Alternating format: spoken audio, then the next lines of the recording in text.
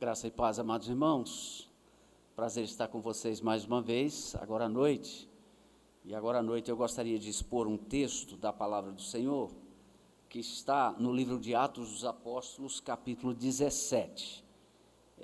Eu gostaria de pedir que vocês mantivessem a Bíblia aberta, porque eu não vou, a princípio, ler o texto todo agora, vou ler a parte inicial, por se tratar de uma sessão ou perícope mais longa um pouco, a partir do versículo 16, e aí eu gostaria que os irmãos mantivessem a Bíblia aberta para que a gente possa se referir à segunda parte do texto à medida em que vamos fazendo a exposição. Atos, capítulo 17, a partir do versículo 16, assim nos diz a palavra do Senhor: enquanto Paulo os esperava em Atenas, o seu espírito se revoltava em face da idolatria dominante da cidade.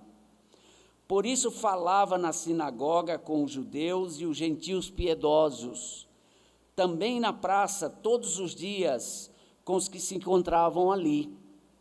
E alguns dos filósofos epicureus e estoicos discutiam com ele, havendo quem perguntasse: que quer dizer esse tagarela? Outros diziam: parece pregador de deuses estranhos. Diziam isso porque Paulo pregava Jesus e a ressurreição. Então, tomando consigo, levaram-no ao Areópago, dizendo: podemos saber que nova doutrina é essa que você ensina? Versículo 20, pois você nos traz aos ouvidos coisas estranhas, e queremos saber o que vem a ser isso.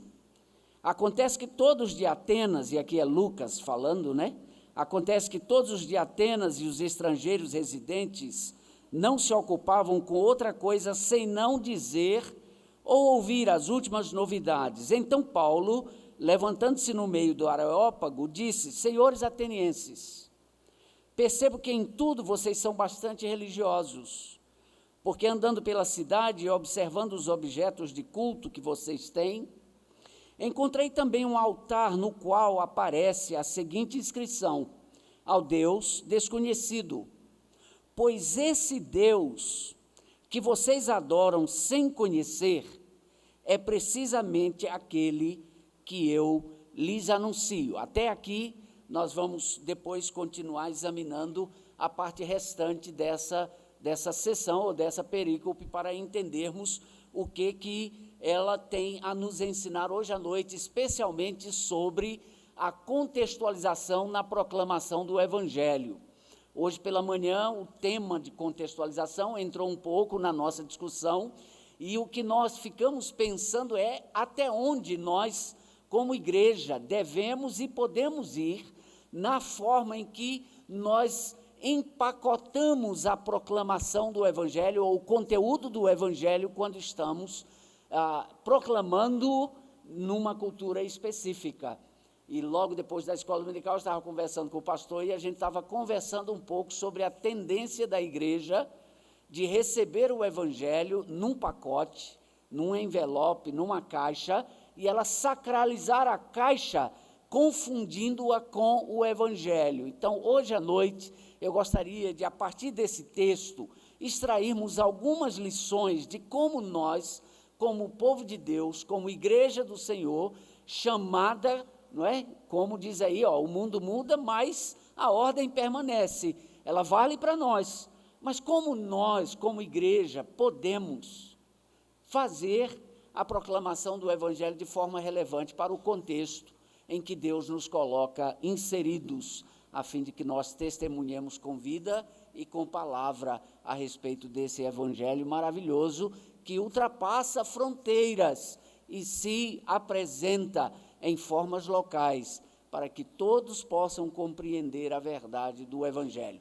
Deixe-me começar com duas ilustrações que mais ou menos vão nos chamar a atenção para o problema, para a questão. Quando eu era seminarista em Recife, no Seminário Presbiteriano do Norte, alguém escreveu no muro: Jesus é a resposta. E depois de um tempo, uma outra pessoa foi lá e escreveu embaixo: e qual é a pergunta? Jesus é a resposta, mas e qual é a pergunta? Às vezes a gente não percebe que o mundo, embora na mesma necessidade, faz perguntas distintas. E muitas vezes nós, como igreja, não estamos atentos às perguntas que o mundo está fazendo. Então, na hora que a gente proclama o Evangelho, a gente corre o risco de proclamar o Evangelho chamado Evangelho enlatado. Da forma que nós recebemos, a gente proclama sem levar em consideração aquele desafio do contexto para o qual o Senhor Deus nos inseriu. Eu acredito, amados irmãos, que Lucas, que andou com o apóstolo Paulo, quando ele escreveu o livro de Atos dos Apóstolos, é muito provável que a igreja cristã primitiva estivesse passando por uma transição e a maioria dos apóstolos já havia falecido. Alguns dos apóstolos, talvez João e mais talvez um ou outro estivesse ainda vivo quando ele escreveu, mas a maioria já havia falecido e a igreja estava passando agora por uma nova liderança. E essa nova liderança precisava aprender da geração original qual foi a compreensão que essa geração original teve do Evangelho, da natureza do Evangelho, e qual a relação deste Evangelho com o mundo.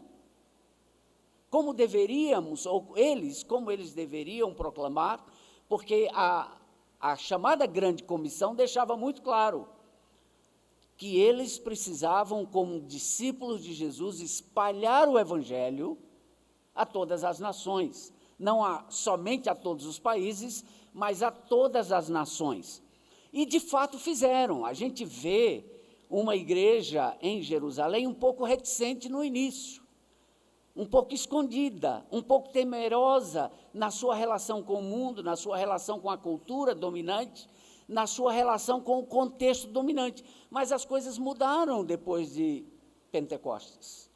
E a igreja revestida do poder do Espírito Santo se transforma numa igreja corajosa, uma igreja que está disposta a encarar qualquer contexto no qual ela venha estar inserida e venha então proclamar o Evangelho. E aí, então, Lucas começa a registrar a obra missionária e o desenvolvimento dessa igreja primitiva, começando em Jerusalém, mas assim cumprindo aquilo que Jesus havia dito em Atos 1:6, de que eles receberiam o poder do Espírito Santo e eles seriam testemunhas tanto em Jerusalém como em toda a Judéia, Samaria e até os confins da terra. Aquele versículo 6 sendo o lema de Lucas no livro de Atos dos Apóstolos, o restante do livro é mostrar como a igreja cumpriu a grande comissão e levou o Evangelho a todas as regiões do Império Romano ou daquele mundo conhecido, até os confins da terra, entendidos como os confins da terra naquela época, naquele tempo, da maneira como eles entendiam. E uma das pessoas que Deus mais utilizou para que a igreja se expandisse, proclamasse esse Evangelho, foi certamente o apóstolo Paulo. E Lucas divide, então, o livro de Atos mais ou menos em duas partes, não é? E ele fala primeiro do Evangelho na perspectiva de Pedro, como Pedro anuncia o Evangelho, e depois, então, ele passa para o ministério do apóstolo Paulo, a partir da igreja de Antioquia, e como aquelas viagens missionárias levaram o Evangelho ao mundo conhecido da época. Aqui, nesse texto do capítulo 17, nós estamos na terceira viagem. Paulo fez a primeira viagem com Barnabé, e aí então ele vai e prega o Evangelho. Eles fazem uma segunda viagem, e aí eles confirmam aquelas igrejas que haviam plantado. Na hora de ir para a terceira viagem, houve um pequeno problema lá, pequeno não, foi grande o problema, uma confusão, não é? E eles se dividiram, e Paulo pega então Silas e Timóteo e vai para uma outra região. Ele vai, na verdade, evangelizar a Europa. E quando nós encontramos aqui o capítulo 17, Paulo está numa situação muito delicada, porque quando ele recebeu aquela visão em Troade para que ele passasse a Macedônia e pregasse o Evangelho, ele vai para Filipos. Mas quando ele prega o Evangelho em Filipos, ele é preso. E lá no cárcere nós sabemos aquela história, não é? Eles cantando, a cadeia desaba, o carcereiro pensa que os prisioneiros iriam fugir e tenta se matar. Paulo grita e diz, não faz isso, nós estamos todos aqui. Paulo prega o evangelho a partir do testemunho do carcereiro e daquele acontecimento, uma igreja é plantada na cidade de Filipe. Paulo sai dali por razões de confusão com os judeus, vai para Tessalônica. Lá, outra confusão, ninguém quer realmente receber o evangelho, uma confusão terrível. Paulo sai dali e vai para Bereia. Em Bereia, o pessoal lá dos judeus diz, não, queremos ver na Escritura, é verdade o que você está falando? Esse Messias que você está pregando está mesmo na Escritura? Mostra para a gente. Eles fazem, mas o pessoal de Tessalônica toma conhecimento que Paulo está lá e manda uma comissão para fazer confusão. E eles têm que tirar Paulo e levar para Atenas. E é aqui que a gente se encontra. Paulo está preocupado com o retorno dos seus colegas e ele está sozinho na cidade de Atenas, e é por isso que você encontra só o pronome aí no versículo 16, enquanto Paulo os esperava. Os quem? Timóteo e Silas, que haviam ficado, e agora então ele anda pela cidade de Atenas, e o que ele encontra é um contexto religioso e cultural muito diferente, muito distinto daqueles lugares anteriores onde ele havia passado. E agora nós estamos aqui com o desafio de proclamar o evangelho a um outro contexto cultural. Como fazer? Por onde começar? E o texto começa narrando logo no início a reação do apóstolo Paulo. Diz que o espírito dele se revoltava diante da idolatria dominante na cidade. Essa é uma coisa que quase todo missionário passa. Quando a gente vai para uma nova realidade e a gente encontra elementos religiosos e culturais tão distintos, tão diferentes, a gente passa pelo que os antropólogos chamam hoje de choque cultural, não é? Muitas vezes a gente passa por um choque cultural, tamanha é a realidade. Eu participei de alguns projetos de tradução na África, e eu fiquei chocado de saber que em um determinado país da África, onde nós fomos, eu vi muitos animais, muitas vacas sendo criadas, mas as pessoas não comiam carne de gado. E aí eu perguntei, mas por que isso? A alimentação era basicamente à base de peixe e de outras coisas. Eu disse, não, é porque na cultura desse país, quando morre uma pessoa, você tem que fazer um sacrifício aos espíritos. E aí vem famílias e mais famílias, de onde estiverem no país, vêm e eles fazem sacrifícios e matam os animais e oferecem os sacrifícios para os espíritos. E ver aquela cena, ver aquela situação, é uma coisa que revolta o coração do missionário. A gente sente aquele choque. E então a primeira reação que nós encontramos aqui, quando o evangelho confronta a cultura, pode ser a de choque. Mas o que eu acho muito interessante na experiência do apóstolo Paulo, é que você olha para o capítulo 16, ele está revoltado. E quando você vai então para o versículo 17, a revolta não se transforma em desânimo. Muitas vezes, quando a gente encara desafio no campo missionário, a gente tem a tendência de desanimar diante daquelas coisas. Esse povo não vai entender nunca o evangelho. A gente cansa de pregar e esse pessoal não vai entender. Eu estou perdendo tempo aqui. E aqui, veja lá o versículo 17. Por isso falava. Então, o fato da gente diagnosticar a realidade cultural e religiosa de um povo não deve nos levar ao desânimo, muito pelo contrário, deve nos levar ao entusiasmo de ainda mais entender que aquele povo precisa do evangelho. Não desistir a primeira vez, não desistir diante das dificuldades pelas quais a igreja passa. A igreja tem uma congregação ali, tem 5 anos, parece que não vai desenvolver, vamos fechar. Não fecha. Vamos intensificar o trabalho. Vamos fazer trabalho de casa em casa. Vamos fazer trabalho na praça. Eu sou do tempo em que a gente fazia trabalho na praça. Eu sou do tempo da mocidade em que a gente pegava um violão, não havia nem caixa de sons assim nesse tempo, né? Eu lembro do meu pastor da época, lá no interior da Bahia, ele tinha um alto-falante, uma bateriazinha que ele pendurava aqui, segurava o microfone e alguém segurava aquele alto-falante e a gente ia para a praça da nossa cidade, Jacobina, no interior da Bahia, e a gente tocava um violão, acho que hoje ninguém sabe nem o que é isso, um cristal. A gente colocava um cristal no violão para que ele pudesse ser amplificado, o som fosse amplificado. E aí a gente colocava numa tomadazinha, o som do violão ficava amplificado e aquele alto-falante era usado e a gente ia para a praça para pregar o Evangelho. Não desanimar diante da realidade cultural e religiosa. Se a gente for olhar para o mundo hoje, esse mundo pós-moderno, pós-verdade e tudo mais, dá uma canseira na gente às vezes, não é verdade? Porque você chega para a pessoa para falar do Evangelho e diz, mas isso vale para você, mas não vale para mim. Para mim é diferente. E a gente tem uns desafios assim muito novos e muito interessantes nessa realidade pós-moderna, da pós-verdade. Mas o Evangelho não muda. O mundo pode mudar, mas o Evangelho continua sendo a solução de Deus para o perdido e por isso nós não podemos desanimar. Então, a primeira verdade que nós encontramos aqui, queridos irmãos, é que não se prega o Evangelho no vácuo. Quando você for pregar o Evangelho para uma pessoa, saiba de uma coisa, essa pessoa tem uma mente cheia de conceitos, cheia de percepções do mundo, percepções da vida, percepções da morte, percepções do pós-morte. As pessoas têm simplesmente percepções, elas têm pressuposições, e essas pressuposições, de alguma forma, precisam ser levadas em conta quando nós pregamos o Evangelho. Nós nunca pregamos o Evangelho no vácuo. O que eu quero dizer com isso?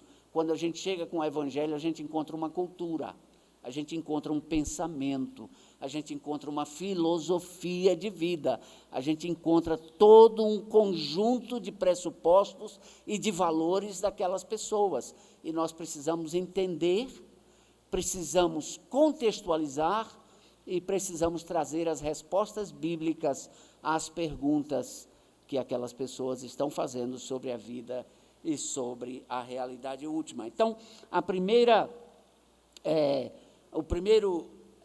lição que nós devemos aprender com o apóstolo Paulo tem a ver com isso. A realidade é dura, não espere pregar o Evangelho no vácuo, mas não se desanime, porque o desafio é grande, mas Deus tem um propósito para aqueles que anunciam o Evangelho. Então, veja bem, aqui na estratégia do apóstolo Paulo, além dele pregar na sinagoga, o que fazia sempre com os judeus e com os prosélitos que já haviam, de alguma forma, tido contato com o monoteísmo judaico, o apóstolo Paulo aqui diz que ele ia para a praça todos os dias com os que se encontravam ali. Na praça, todos os dias com os que se encontravam ali. Então, ele começa a interagir com a cultura, ele começa a interagir com a religião, ele começa a dialogar. Esse termo dialogar é um termo complicado, porque às vezes se usa com o sentido de acomodação de verdade, e não é nesse sentido que eu estou usando, mas no sentido de uma aproximação fraternal, para que a partir dessa aproximação fraternal a gente possa compartilhar esse Evangelho que foi preparado para todos os povos. E aí, então, ele é levado para o Areópago e começa a discutir com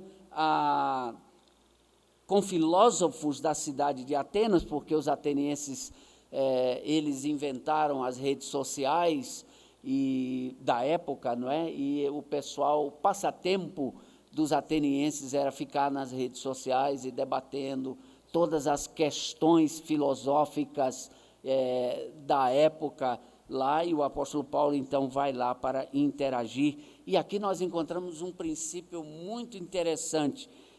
Alguns missiólogos dizem, em certo sentido, perigoso, mas o apóstolo Paulo chega lá e diz assim: atenienses, quando eu andei na cidade de vocês, eu vi que vocês são extremamente religiosos, porque eu vi muitos templos, eu vi muitos altares, e eu percebi que vocês têm um altar ao Deus desconhecido. E de repente ele vem e diz: esse Deus que vocês adoram sem conhecer é precisamente o Deus que eu anuncio. E aqui tem um princípio de contextualização que muitos missiólogos têm chamado a atenção nos últimos tempos para nós usarmos brechas culturais para a proclamação do Evangelho.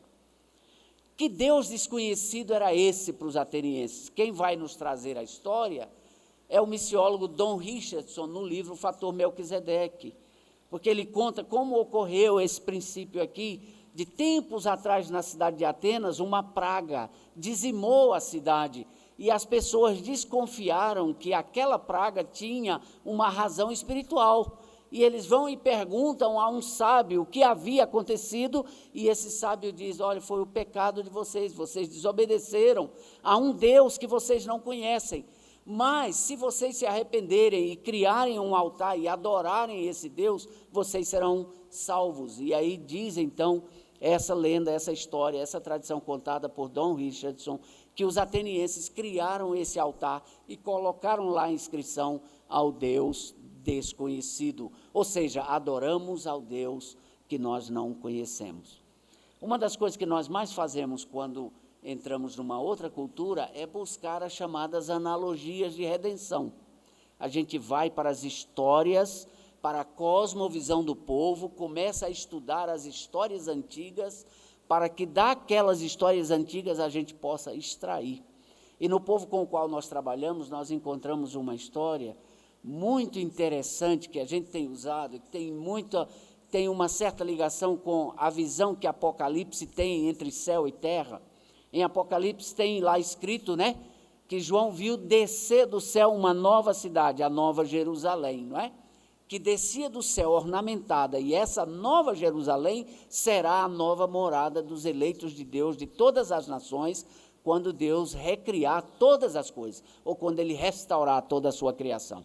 E nós começamos a pesquisar no povo analogias para que a gente possa fazer, como o apóstolo Paulo aqui, chegar e diante da realidade cultural deles, pregar o Evangelho. Começamos a pesquisar, e aí encontramos uma história. Um dia, eu estava falando sobre céu, porque a palavra céu é um problema, né, para a gente comunicar o Evangelho lá, em função de um céu mitológico que eles creem. Então, eles acreditam num céu mitológico, e para esse céu todas as pessoas vão. Então, a gente tem esse desafio de fazer uma distinção entre o céu e o céu mitológico. E estávamos fazendo as pesquisas culturais nesse sentido. E um dia um rapaz chega para mim e diz: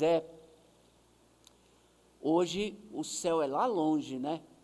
E a gente não tem mais acesso a ele. Mas um dia, o céu já foi aqui pertinho. O céu já foi grudado na terra. E os nossos velhos dizem que um dia o céu vai descer. E a gente vai ver o céu e a terra interligados novamente. Aí aquilo me chamou a atenção. Eu disse: não, mas espera aí, como que o céu vai descer?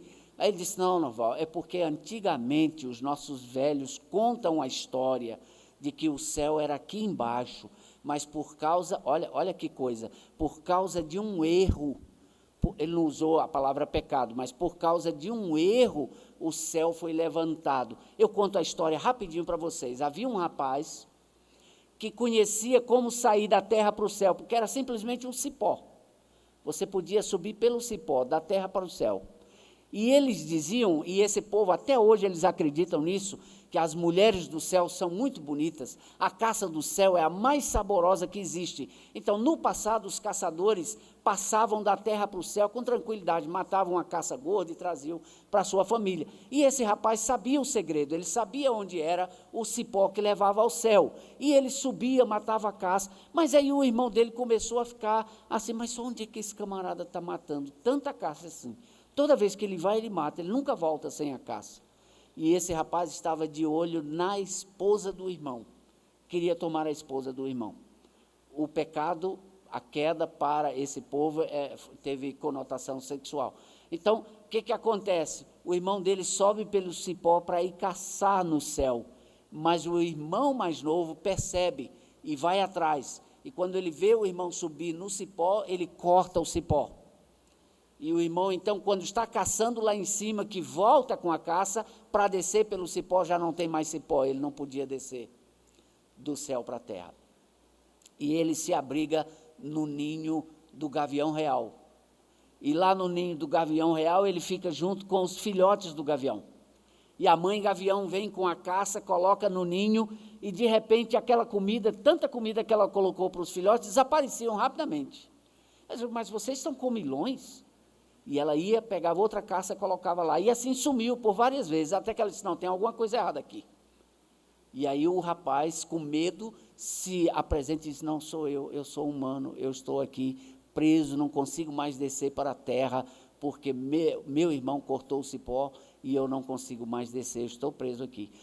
O gavião real diz assim, não tem problema, a partir de hoje você vai virar gavião, e você vai aprender a voar. Basta você fazer isso aqui que você começa a voar.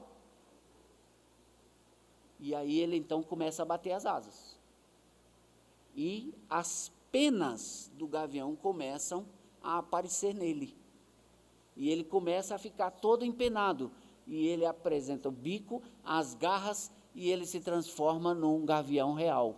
E o que ele faz? Ele vai na aldeia dele, isso é mitologia, tá, gente? Ele vai na aldeia dele, ele mata todo mundo, pega o céu e leva para cima e diz, a partir de agora, só tem um jeito de vocês terem acesso ao céu, é através do canto. Se vocês entrarem numa casinha, cantarem, vocês podem fazer uma viagem espiritual para o céu. Caso contrário, tem que esperar o dia que o céu vai descer novamente. Quando eu fui convidado para assistir um ritual pela primeira vez desse povo, aí foi que eu fui entender a história mitológica, porque a música, bom, para começar, os cantores se ornamentam completamente da penugem branca do gavião real. Colam com uma cola natural da mata e a cabeça todinha, e eles cantam na lua cheia, e quando a gente olha assim, você olha, é como se fosse um esqueleto, sabe? Aquela pena branca do corpo fica parecendo um esqueleto. E quando eles cantam e dançam, eles fazem exatamente o gesto. Você já viu um gavião real no chão? É claro que ele voa, né? Mas quando ele pega a presa dele, né? E às vezes ele fica no chão, já várias vezes indo para alguém, eu nunca vi um encontro do gavião real. E o gavião real está com uma presa no chão, mas quando ele me vê, ele sai andando, né? E é mais ou menos assim que eles fazem, né? E aí os cantores começam a fazer isso. E eles fazem todo esse ritual. E a gente foi fazer a análise dessa coisa e descobrimos, aqui está, na memória cultural desse povo, a história da queda e a necessidade de uma redenção. Lá, transformada em mitologia, numa forma já assim muito deturpada, muito distante, muito diferente, mas na essência, no profundo do subconsciente, uma percepção de que um dia houve uma queda, de que um dia houve uma desobediência, essa desobediência trouxe consequências graves para eles, porque eles perderam acesso a uma realidade espiritual de outrora que agora eles não têm mais em função dessa queda. O que é isso, senão a mensagem central do Evangelho de que o homem estava lá no Éden louvando e servindo a Deus, mas que com a queda é expulso, perde o acesso a Deus, fica distante, é isso que Paulo diz na carta aos Romanos, todos pecaram e estão distantes, destituídos da glória de Deus. E aí a gente pode então pregar e dizer, olha, Deus enviou o seu Filho amado para que um dia o céu pudesse descer e céu e terra fossem um só e nós pudéssemos usufruir da presença do Deus Criador, Deus glorioso, que aprove redentoramente salvar e resgatar o perdido que havia se distanciado da sua presença. É isso que o apóstolo Paulo está fazendo aqui. Ele está associando uma realidade espiritual e trazendo isso como ponto de referência para iniciar uma conversa e assim proclamar o Evangelho de forma contextualizada a esse povo. Aí você pensa assim, mas pastor, mas não tem um limite? Claro que tem limite. Se não tiver limite, a gente vai partir para o sincretismo. Qual é o limite? O limite está na natureza do Evangelho. Note o seguinte, o apóstolo Paulo reconhece aqui no versículo 23, que o Deus que ele pregava era aquele Deus desconhecido, mas que havia mais revelação e mais conhecimento daquele Deus do que os atenienses tinham. Então o apóstolo Paulo não para aí. No verso 24 ele diz, o Deus que fez o mundo e tudo que nele existe, sendo ele Senhor do céu e da terra, não habita em santuários feitos por mãos humanas, nem é servido por mãos humanas, como se precisasse de alguma coisa, pois é ele mesmo quem a todos dá vida, respiração e tudo mais. Então, aqui tem uma coisa que nós precisamos entender e tomar bastante cuidado. Por mais que nós conectemos o Evangelho a uma percepção cultural de um povo, o Evangelho vai sempre além. Porque o Evangelho nós não encontramos apenas na revelação geral de Deus, mas na revelação especial. Eu vou explicar o que eu quero dizer, mas eu vou tentar não demorar muito. Tem gente que diz assim, vocês estão indo para o meio dos índios pregar o Evangelho, por que vocês não deixam os índios lá do jeito que eles mesmos querem servir a Deus? Eles já têm a maneira deles servir a Deus. Por que vocês não deixam ele lá? Já teve gente que disse assim, você está levando uma noção de pecado que os índios não têm. Os índios são inocentes. Se fosse uma pessoa de fora da igreja que me dissesse isso, eu diria, tudo bem. Não é?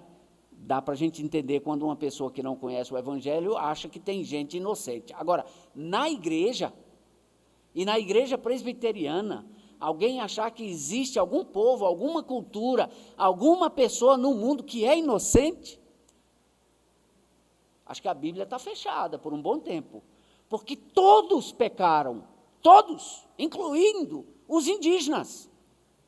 Deus não fez exceção para eles. Quer ver uma prova de que os indígenas são pecadores também? Nós trabalhamos tradução da Bíblia e uma das tradutoras com as quais trabalhamos tinha uma filhinha pequenininha. E a gente trabalhava assim na varanda da nossa casa e enquanto a gente estava trabalhando, a menininha ficava brincando por ali. Vez por outra, ela entrava lá em casa. Sem vestido, sem blusa, somente com uma calcinha. De repente, ela entra na nossa casa e quando sai, porque a mãe disse, o que você está fazendo aí? Vem para cá. Aí ela sai assim, ó. Certo? Assim, de frente para a gente e sai assim. Aí tem coisa. Quando a gente foi olhar, ela pegou um lápis na minha mesa, colocou aqui atrás e ia saindo de fininho para que ninguém percebesse que ela havia pego o lápis. Mas ninguém nunca falou para ela, olha, na minha casa você não pode pegar lápis. De onde vem essa noção de que ela precisava esconder um ato, porque aquele ato não era um ato correto do ponto de vista moral e ético? De onde vem? E a gente poderia citar exemplos e mais exemplos que comprovam aquilo. Então, quando nós interagimos com a cultura, o Evangelho sempre vai propor uma contracultura. O Evangelho vai transformar aqueles elementos da cultura que estão manchados pela queda e que precisam ser transformados. Então, o apóstolo Paulo começou dizendo, esse Deus que vocês adoram é o que eu prego, mas ele não parou por aí. Esse Deus, ele é o Criador. Ele não entra num templo como o que vocês têm aqui, porque ele não precisa de ninguém. Foi ele que fez todas as coisas. E aí o apóstolo Paulo continua a sua mensagem e no final ele diz assim no verso 30, Deus não levou em conta os tempos da ignorância, mas agora ele ordena a todas as pessoas, em todos os lugares que se arrependam, porque Deus estabeleceu um dia em que julgará o mundo com justiça por meio de um homem que escolheu e deu certeza disso a todos ressuscitando dentre os mortos. Evangelho que não confronta o pecado não é evangelho bíblico. Evangelho que não confronta pecado não é evangelho bíblico. Evangelho que não confronta pecado não é evangelho bíblico. Se nós estamos pregando um evangelho para a acomodação das pessoas, nós não estamos pregando um evangelho bíblico. Deus não levou em consideração a ignorância dos tempos atrás. Vocês estão cheios de templos. Deus não leva em conta. Mas agora, Ele está conclamando que todos se arrependam e reconheçam que Ele está acima dessas percepções culturais, desses pensamentos humanos distorcidos que não condizem com a verdade revelada da Escritura. É o evangelho da revelação especial que apresenta o caráter de Deus, que apresenta a condição do pecador e que apresenta o modelo, o método de Deus para a restauração do pecador em seu Filho, Cristo Jesus. É esse evangelho que nós temos que pregar. Temos que pregá-lo de forma contextualizada como o apóstolo Paulo, mas não podemos acomodá-lo de tal maneira que as pessoas já não sejam mais desafiadas a se arrependerem, a se ajoelharem diante de Deus, dizendo: tem misericórdia de mim, pecador. Sabe o que é que algumas igrejas estão fazendo, meus irmãos? Eu estou chegando para o final aqui. As pessoas não têm pecado, as pessoas têm problemas, já perceberam? Não é? As pessoas hoje não têm pecado, elas têm problemas. Nós precisamos tomar muito cuidado com isso. A igreja, se quiser ser relevante e responder continuar dizendo Jesus é a resposta, nós precisamos fazer isso de uma forma bíblica, contextualizada, mas firme, apresentando toda a revelação especial de Deus para essas pessoas, sem distorcê-la, sem acomodá-la, sem fazê-la mais suave do que o que nós encontramos nas Escrituras, porque esse evangelho é o poder de Deus para a salvação, tanto do judeu quanto do grego. E para finalizar essa mensagem, olha que coisa interessante, versículo 32 e 33. Quando ouviram falar da ressurreição dos mortos, uns zombaram e outros disseram: a respeito disso ouviremos você em outra ocasião. A essa altura, Paulo se retirou do meio deles. Houve, porém, alguns homens que se ajuntaram a ele e creram. Entre eles estava Dionísio, o Areopagita, uma mulher chamada Dâmaris, e com eles mais algumas pessoas. Parece melancólico esse final, não é? Paulo fez um trabalho extraordinário de antropologia, fez uma análise cultural fenomenal, contextualizou o evangelho, pregou e pouca gente se converteu. Oba, que maravilha!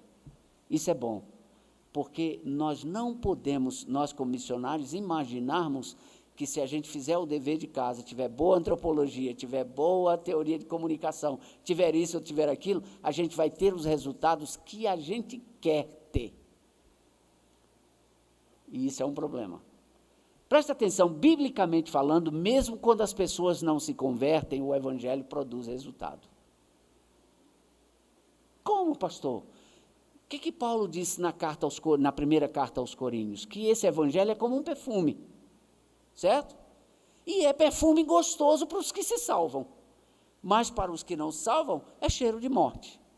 Então, Paulo já está dizendo: meus irmãos, toda vez que nós pregarmos o evangelho, nós vamos ter dois tipos de resposta. Nós vamos ter a resposta dos que se arrependem e creem, e nós vamos ter a resposta dos que zombam e dizem: tá bom, quem sabe numa outra hora. Mas nós precisamos pregar o evangelho, porque o evangelho é o critério de Deus para julgar as pessoas. Então, quando uma pessoa rejeita o evangelho, ali naquela rejeição é resultado.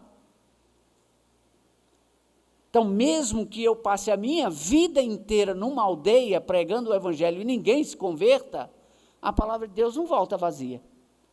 Está se cumprindo ali a proclamação do evangelho.